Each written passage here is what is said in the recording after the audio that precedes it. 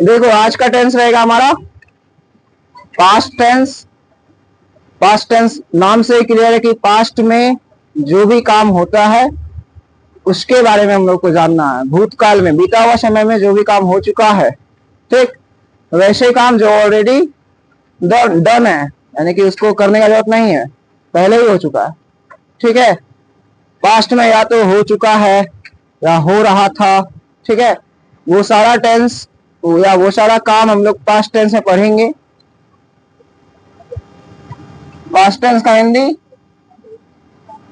भूतकाल। ठीक, पढ़ना क्या है, इसका पहला टाइप है past indefinite. Past indefinite, okay, इसी को हम बोलेंगे सिंपल पास्ट टेंस। पहला नंबर। दूसरा देखेंगे पास्ट कॉन्टिन्यूअस या फिर पास्ट प्रोग्रेसिव।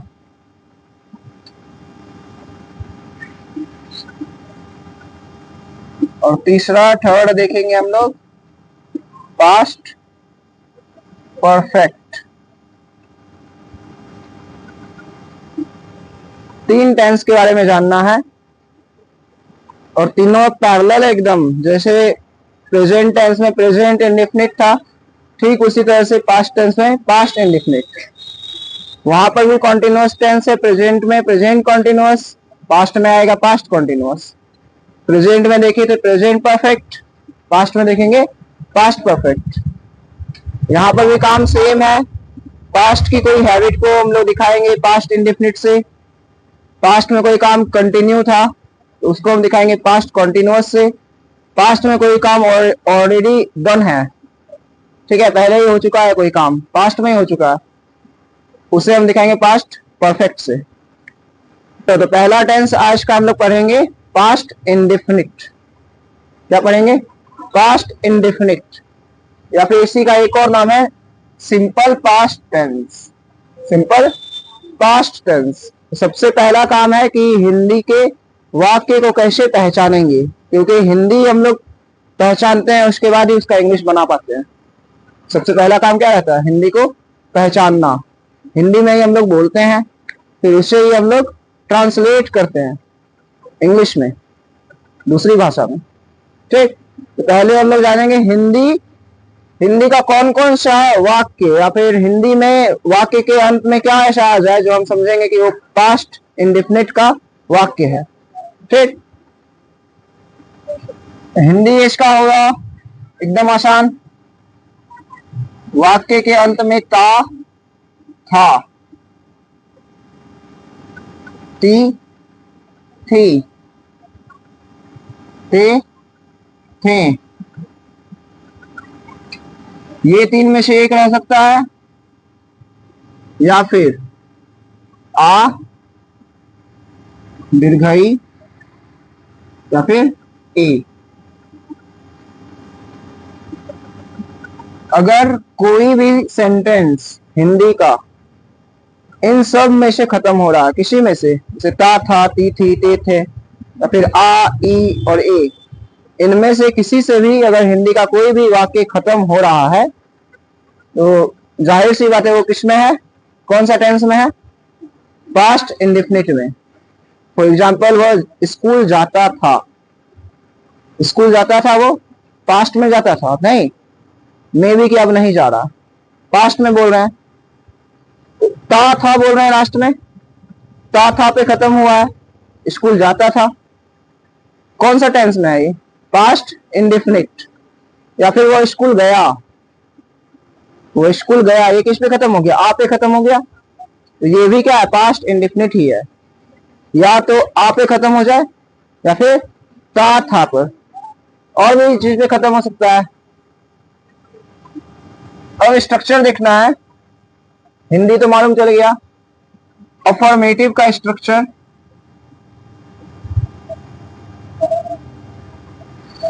फिर नेगेटिव, और इंटेरोगेटिव।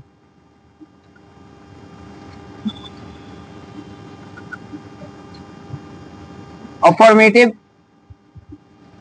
सबसे पहले सब्जेक्ट, सब्जेक्ट के बाद वर्ब का सेकेंड फॉर्म और ऑब्जेक्ट। सिर्फ यही एक ऐसा टेंस है जहां पे V2 लगता है, बाकी कोई टेंस में V2 नहीं लगेगा। जैसे सिंपल प्रेजेंट टेंस ही एक ऐसा टेंस है जहां पे V5 का यूज करते हैं, उसी तरह से सिंपल पास्ट टेंस एकमात्र ऐसा टेंस है जहां पे V2 लगाते हैं। इसमें भी कोई हेल्पिंग वर्ब नहीं दिख रहा है अफर्मेटिव का स्ट्रक्चर में।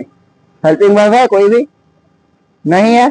सिंपल प्रेजेंट टेंस में भी अफर्मेटिव स्ट्रक्चर में कोई भी हेल्पिंग वर्ब नहीं था वहां पे कोई भी हेल्पिंग वर्ब नहीं। सिंपल पास्ट में भी अफर्मेटिव में कोई भी हेल्पिंग वर्ब नहीं है। सब्जेक्ट के तुरंत बाद क्या है? मेन वर्ब, यानी कि वर्ब का सेकेंड फॉर्म। लेकिन नेगेटिव या इंटेरोगेटिव कब बनेगा? नेगेटिव या इंटेरोगेटिव बनेगा जब हम लोग हेल्पिंग वर्ब यूज करेंगे। जिस तरह से सिंपल प्रेजेंट टेंस में हेल्पिंग वर्ब डू या डज लगा रहे थे, ठीक उसी तरह से पास्ट इंडेफिनिट में हेल्पिंग वर्ब लगेगा डिड। क्या लगेगा? डिड। नेगेटिव स्ट्रक्चर क्या आ जाएगा? सब्जेक्ट, सब्जेक्ट के बाद डिड, सब्जेक्ट के बाद डिड, उसके बाद नेगेटिव है तो नॉट। फिर क्या करेंगे? वर्ब जो सेकेंड फॉर्म में है उस वर्ब को नॉर्मलाइज करके V1 में लेके आएंगे और फिर ऑब्जेक्ट। हमारे पास हेल्पिंग वर्ब आ गया है, अब इसको रेगुलेट करेंगे। सब्जेक्ट के बाहर रख देंगे डिड, डिड के बाद फिर सब्जेक्ट V1 और ऑब्जेक्ट क्वेश्चन मार्क। ये क्या हो गया? Interrogative structure. अब इंट्रोगेटिव, लेकिन WH इंट्रोगेटिव। WH interrogative. कोई भी WH वर्ड आ जाए, WH word that means why, why मतलब क्यों, व्हाट, व्हाट मतलब क्या, व्हेन, व्हेन मतलब कब, वेयर, वेयर मतलब कहां। अगर ये सारा चीज किसी सेंटेंस में आ जाए, ठीक है, कब, कहां, कैसे, क्यों, उन सारे सेंटेंसेस में सबसे पहले हम लोग WH वर्ड लगाएंगे। WH वर्ड, फिर डिड, डिड के बाद सब्जेक्ट, उसके बाद वर्ब का फर्स्ट फॉर्म और ऑब्जेक्ट। इंटरोगेटिव है तो क्वेश्चन मार्क भी लगाना है। एक और है WH इंट्रोगेटिव, लेकिन नेगेटिव के साथ। WH इंट्रोनेगेटिव। सेम स्ट्रक्चर रहेगा, बस सब्जेक्ट के पहले या सब्जेक्ट के बाद नॉट लगाना। WH वर्ड, फिर डिड, यहां पर भी नॉट आ सकता है, या फिर सब्जेक्ट के बाद।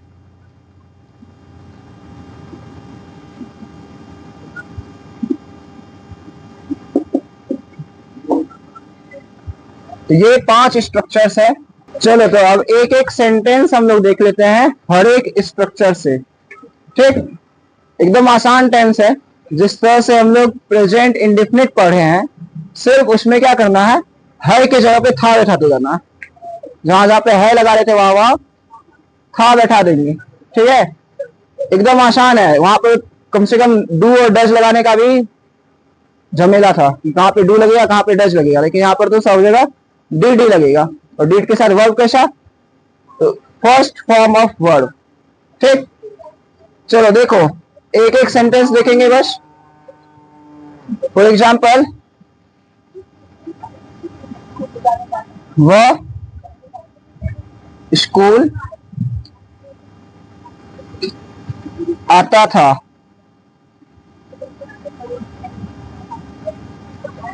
वह स्कूल आता था। ठीक, या फिर इसी को दूसरे तरीके से लिख सकते हैं, वह स्कूल आया। क्या लिखेंगे? वह स्कूल आया। सेम सेंटेंस है, वह स्कूल आता था या फिर वह स्कूल आया। कैसे पहचानेंगे कौन सा टेंस में है? तो लास्ट में देखेंगे था लगा हुआ है, यहाँ पे आ लगा हुआ है, और था या फिर आ दोनों ही आता है पास्ट इंडेफिनिट के लास्ट में। इसके लास्ट में पास्ट इंडेफिनिट। कौन सा फॉर्म में है ये सेंटेंस? तो अफर्मेटिव फॉर्म में। अफर्मेटिव है, पॉजिटिव बात बोल रहा है। सबसे पहले क्या लिखेंगे? सब्जेक्ट जो कि ही है, सब्जेक्ट के बाद वर्ब का दूसरा फॉर्म। वर्ब कौन है इसमें? आना। आना को बोलते हैं कम। कम का सेकेंड फॉर्म कैम। ही कैम। कहां आया? To school. इसका नेगेटिव बन जाएगा, बनेगा नेगेटिव। कैसे बनेगा?